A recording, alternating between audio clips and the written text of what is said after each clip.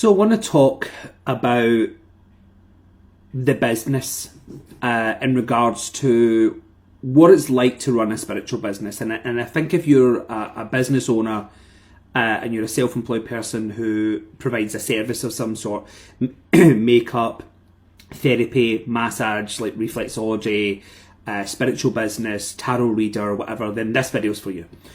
So it's kind of interesting because I've been doing this for a long time and it's amazing the lessons that you learn as you progress. And so as you progress, your friendship circle becomes smaller. Your support from your family is almost non-existent, where you could probably count on one hand the amount of people that actually support you, promote you, will buy products from you, will get a treatment from you, etc. And so, I mean, obviously I'm not going to read for family, but when I have events on and I have other things happening and whatever else, and, you know, not even so much as a share button, you then realise that you can't rely on those people. So then when you look at that, and also, you know, you hear through the grapevines of family saying, well, why would I? You know, it doesn't do fuck all for me. And it's almost that mentality of, well, you know, it's not about how someone, it's about being kind. And they don't have anything, they work for a company, so I can't support them in any way if they're, you know, a cleaner. I can't go in and say, hey, wait, I'll come and help you do your fucking job that day.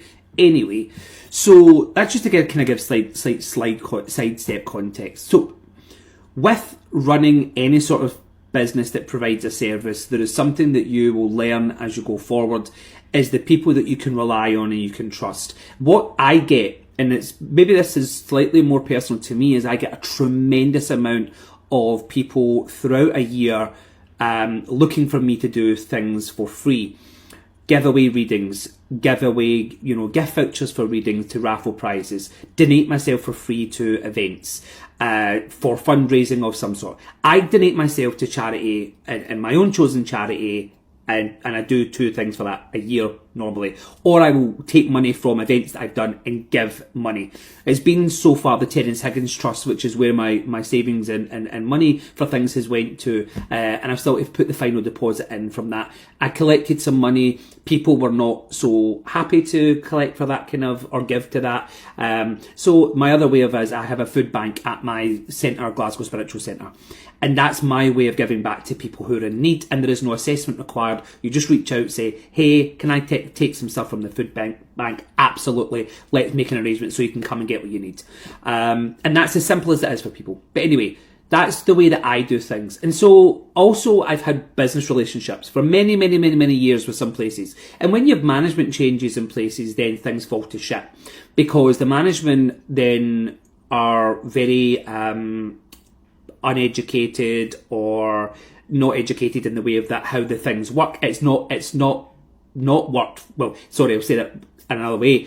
It has worked for 10 plus years. New management comes in and decide that they know bigger and better, and then they do it, and then they do it in a different way, and it's a completely different format.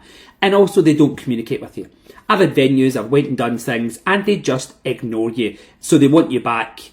You then get in touch with them. They don't respond to you. You think maybe it's just been a missed message. You get back in touch with them. They ignore you and then they do something else. And so from that, the reason that this video that I feel is important is to share that what you have to do in business in the biggest way that you can is really look after you.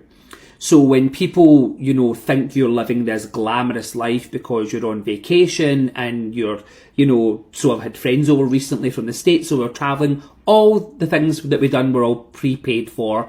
My holiday that I went on a few months ago on the cruise was all paid for last year. So people then look and see, oh, look at you, you're living this glamorous, wonderful life. But actually what they don't realise is that these things have been booked and paid for and paid up over time like everybody else. I've had 4 events cancelled in the last 8 weeks. How does that impact? That impacts you as a customer. It impacts the fact that you want to go. People were messaging saying they were so disappointed. I can't believe it's another cancellation. We're in a cost of living crisis, and if people don't buy tickets, then we can't put the event together. If there's 5 people there, the venue can't afford to pay extra staff to have a bar if only 5 people have bought a ticket. Or if even 19 people have bought a ticket. The venue can't afford to pay bar staff, 2 members of staff to control that bar or whatever it is, or to put staff in their function suite above or to the side of the main bar. So it's not just down to me saying, oh, there's not enough tickets, because I would work for a small amount of people, it doesn't bother me. But when venues have to look at things and how it works for them as well, but again, people then say, oh, we were going to come and there was 10 of us coming, but if you don't buy your tickets in advance, then the venues cancel the events as well as me. I communicate with venues regularly. And also, if there's been management changes and venues don't promote these events, then as much as I'm doing whatever I'm doing online, there is also then people are not buying tickets as well because they don't know the events are happening if posters are not in the window or not at the side of the bar or things like that. So the reason I'm telling you all this is learned experience from where I've came from and what I've done. One, it sadly becomes a very, very small circle that you're around. Two, you can't rely on family and friends to be the ones to support you because there is literally a handful of people that I could count on that genuinely do share support and do things for me. Or it's been strangers that have given to my food bank, not family. It's been random strangers that have come in and given their stuff, and not one member of my family has turned around and said, hey, can I give you a tube of toothpaste? Do you know?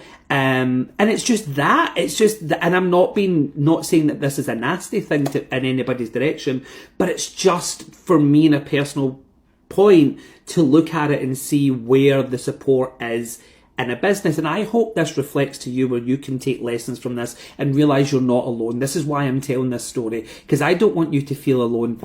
Now, I have a centre in Gordon Street in Glasgow, bang in the heart of the city, and it is not cheap. And I, like everybody else, have bills. I don't just live this glamorous life where all the money rolls in and I go into a room and just roll about in a bag of money. It's just not like that. So I have to then think about things. And I'm not saying this to seem like a Debbie Downer or, a negative Nancy or anything. It's not that at all. I'm just trying to help other service providers. And this is really who this video is for. It's people who provide services that are struggling. I have friends reaching out to me and just saying, are you noticing the difference? I have other mediums reaching out and saying, are you noticing a decline in appointments? And I would probably say I had about 3 to 5 appointments booking each week, and now I'm noticing that it's not as much as that. Yes, my diary isn't available until December, and that might put people off as well.